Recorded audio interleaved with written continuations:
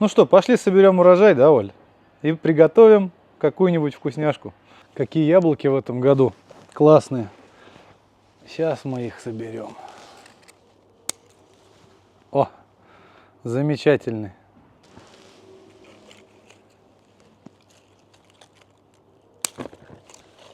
Ты не видишь? Знаменитые сочинские бананы.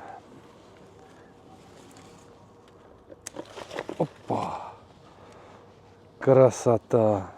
Ну, я думаю, хватит нам на сегодня.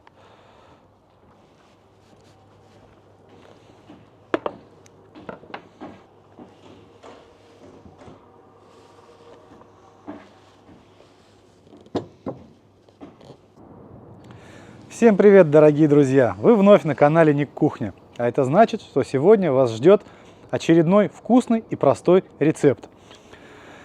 В этот замечательный день, в день тренера, хочется поздравить замечательного тренера Адут Татьяну Анатольевну, нашего любимого тренера, который тренирует всю нашу семью по большому теннису, и нашу дочь Лизу, тратит свои нервы, последние, наверное, клетки, какие-то нитки нервные, ну и, соответственно, тренирует нас. Огромное вам спасибо, долгих лет жизни, спасибо за ваш труд, за вашу самоотдачу. И в честь этого праздника, вот естественно, у нас стоят замечательные цветочки на столе, и мы решили приготовить очень вкусный пирог.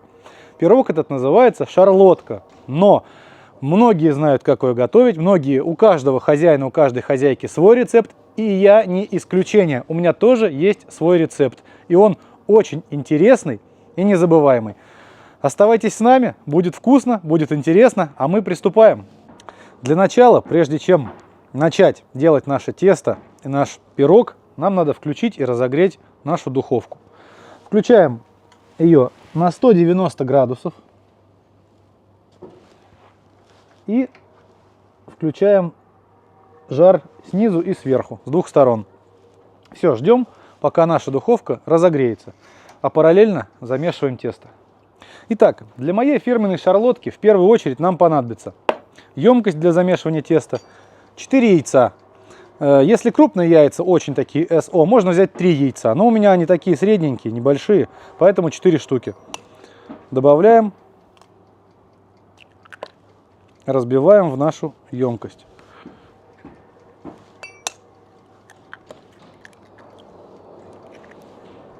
После того, как разбили яйца, надо добавить сахарный песок. В нашем случае это 150 грамм сахарного песка. После того, как добавили сахар, в моем случае вилкой, но вы можете сделать миксером или блендером, тщательно начинаем перемешивать и как бы полувзбивать, я бы так сказал, яйца с сахаром. Я обычно делаю так. Чуть-чуть миску наклоняю. Видите, она у меня большая, глубокая. Емкость позволяет. Беру вилку и, собственно, как омлет, грубо говоря, начинаю вот так взбивать. После того, как перемешали тщательно яйца с сахаром и немного их подвзбили, самое время добавить муки. Муки в моем случае ровно 200 грамм. Высыпаем в просеиватель и, собственно, муку я добавляю сразу всю. 100 грамм добавил и еще 100. После того, как добавили муку, сразу же добавляем в наше тесто 1 полную чайную ложку корицы. И точно так же вилкой, венчиком или чем вам удобно, начинаем перемешивать наше тесто. Корица сразу дает прекрасный аромат. Вы знаете, такой аромат, ну какой-то рождественский, что ли, новогодний. Просто супер. Обожаю ее. Обожаю даже, вот есть же десерт такой, штрудель. Просто супер вообще. Он идет с корицей, с вишней бывает. Очень вкусно. Тщательнейшим образом перемешиваем, чтобы у нас получилась однородная масса. Немного так перемешали, масса более-менее однородная, пришло время добавить сливки. Сливки добавляем не холодные, в моем случае 23%, да, 23%, здесь у меня ровно 150 грамм.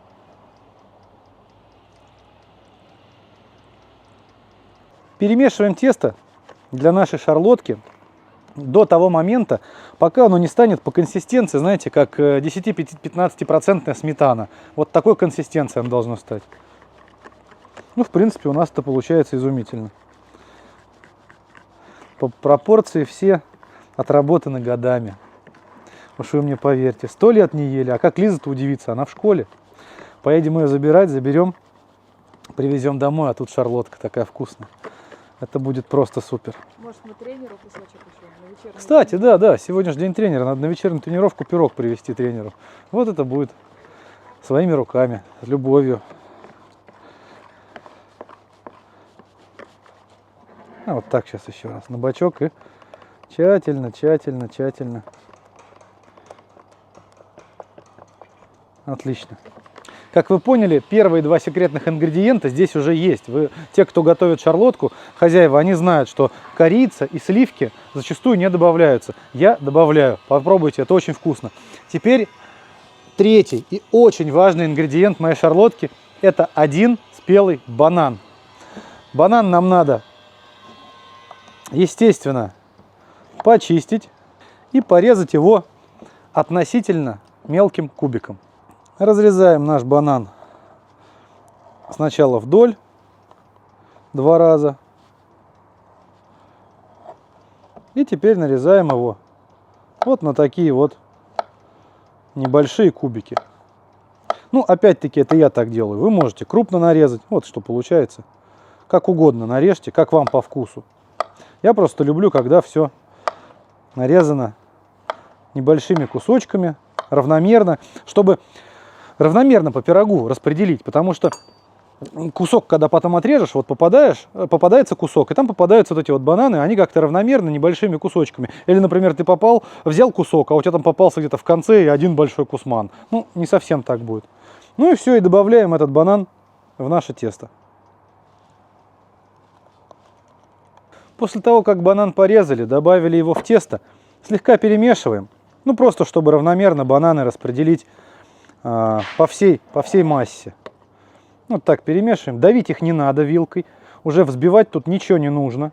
Просто распределить. Потому что, ну, чтобы не повредить. Банан-то нежный, он мягкий такая, у него структура, консистенция. Если вы тут будете сейчас опять намешивать со всей силы, то вы просто его разобьете в кашу. А нам надо именно, чтобы вкусные-вкусные кусочки попадались.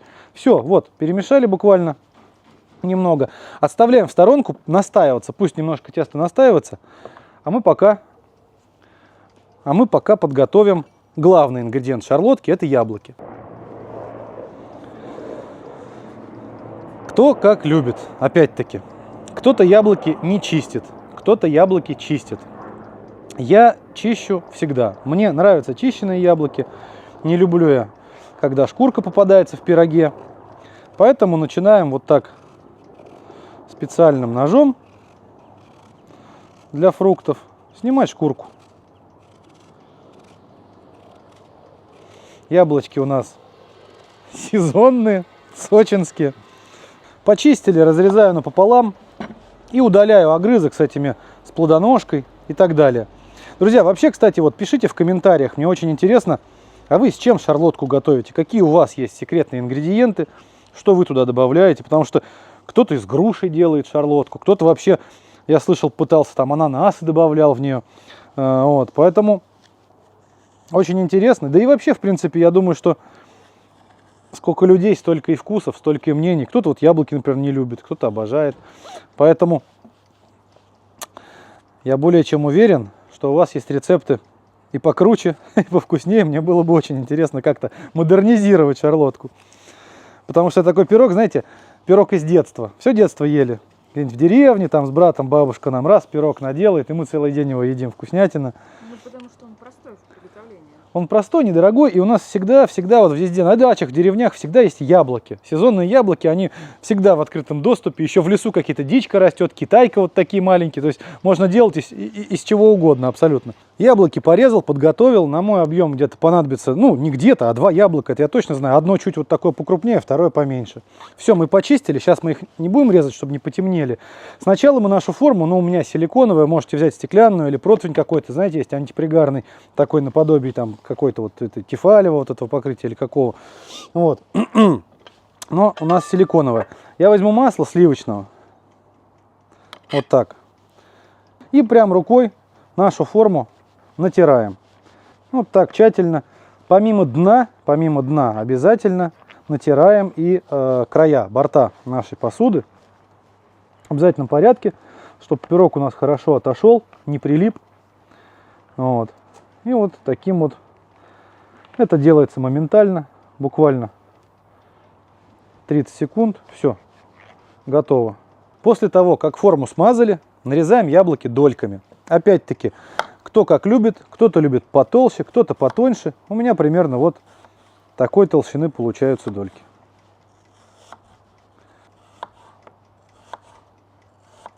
Почему я только сейчас режу яблоки? Многие знают, потому что яблоки, видите, они тут же начинают темнеть. Если вы сначала нашинкуете на дольки яблоко, а потом начнете там доставать форму, намазывать ее маслом, буквально вот в течение вот этой вот минуты яблоки потемнеют. Нам это не надо. Так, начинаем выкладывать. Я вот одну пока оставил, половинку. Выкладывайте тоже, собственно говоря, как любите. Я люблю вот таким веером. Сначала берем кусочки поровней, смотрим, сколько у нас уместится. Так, на глаз не прикидываем, я даже последнюю дольку, вот говорю, не дорезал. Посмотрим, я думаю, нам и этого хватит. Аккуратненько вдоль борта выложили. Добавляем еще один ингредиент лично от меня. Это голубика. И вот сюда в центр, между этих яблок, засыпаем наши ягоды. Ягоды могут быть абсолютно любые, добавьте какие хотите вообще, то есть как любите. Собственно, у нас в нашем сегодняшнем рецепте голубика. Ну и я люблю, потому что она, во-первых, знаете, почему я люблю? Потому что она есть не только в сезон, она в магазинах, в продаже есть всегда в пачечках такая, поэтому ее можно всегда купить, и вот, собственно, мы и добавляем. Дальше, после того, как мы выложили слой яблок и положили в центр наши ягоды, берем нашу тесто-смесь, нашу основу для пирога и аккуратно начинаем заливать в наш противень.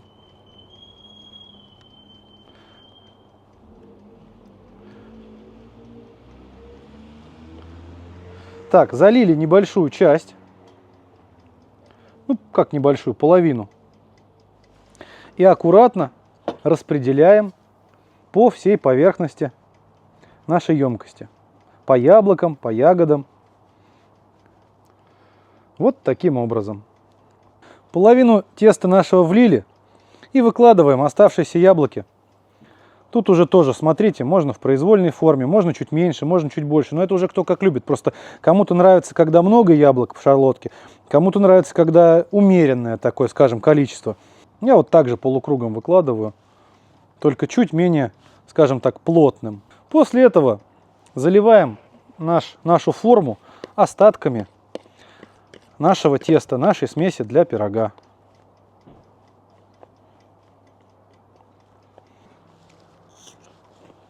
Вот что у нас получилось, оставшиеся яблоки. Естественно, мы уплетаем.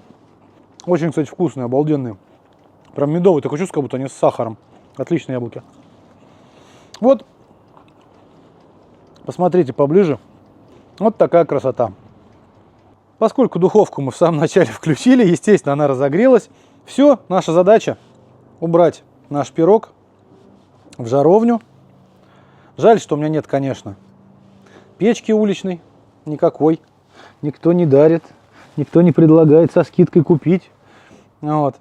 Убираем, закрываем и ставим, значит, на 190 градусов ровно на 40 минут.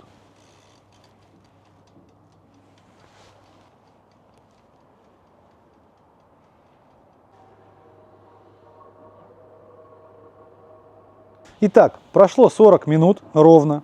Пришло время проверить наш пирог, дошел ли он, готов ли он. Если что, там плюс-минус 5 минут в зависимости от замеса теста. Тут так не угадаешь, надо смотреть. Открываем духовку. Я думаю, что готов. Я думаю, что готов, друзья. Достаем. Опа, пирожок. Да, более чем. Ну, я думаю, сейчас, знаете как, зубочисткой мы его ткнем и посмотрим, сырой он внутри или нет. Нет, он готов абсолютно. Он тугой. Все, переворачиваем наш пирог, выкладываем, ну куда, в какую-то тарелку или что. В моем случае я прям на доску его буду выкладывать. Вот так аккуратненько. Раз. Оп-оп-оп. Ух. Горячее. И снимаем форму. Класс. Просто класс. Именно этого я и хотел. Видите, как голубика чуть-чуть потекла. Ягодки такой полосой, да? Инь-янь получилось. Вот наши яблоки. Все, которые в круг уложены у нас. Даем теперь нашему пирогу буквально минут 5-7 остыть. Будем посыпать его сахарной пудрой и приступать к дегустации. Ну что ж, посыпаем наше творение сахарной пудрой. О, как сыпется она.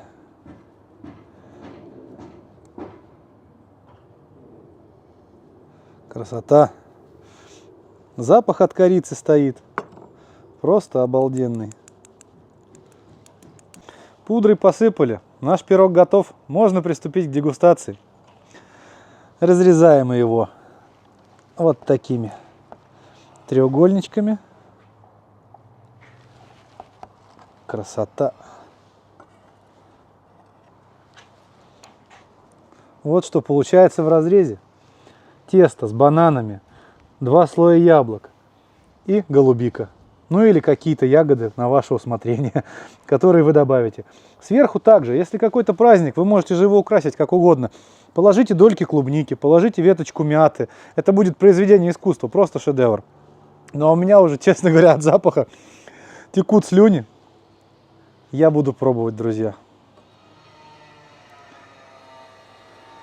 Ой. Поехали.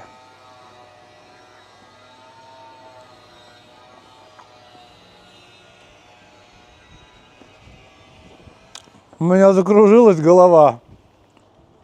Это нереальный пирог. Вроде бы шарлотка, но это уже не шарлотка. Это, знаете, сейчас модное выражение тяжелый люкс. Вот эта шарлотка в стиле тяжелый люкс. Это бомба.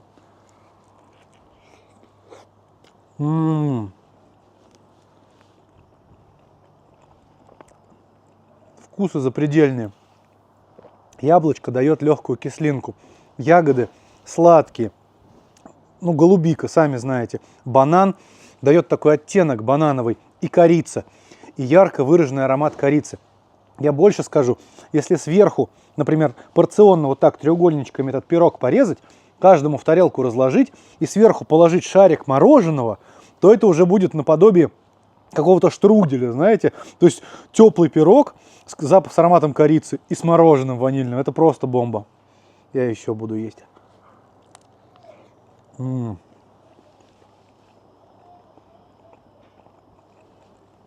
Друзья, нереально. Нереально. Блин, вкуснятина. Надо бы с молочком, наверное. С молочком было бы вообще бомба просто. О, ты читаешь мои мысли? Оператор, люблю тебя. С молочком сейчас попробуем.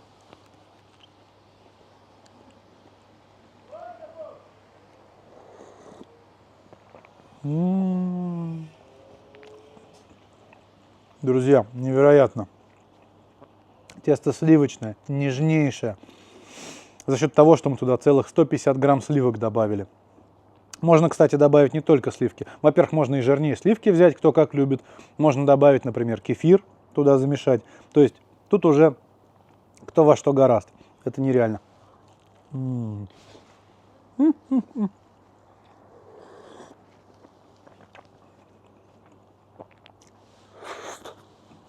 Хочу показать в разрезе сейчас. Смотри. Смотрите, друзья. Сейчас я поверну пирожок. Опа. Ну это шедевр.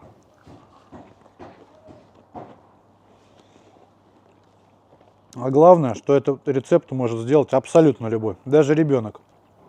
Сами все видели. Ничего сложного.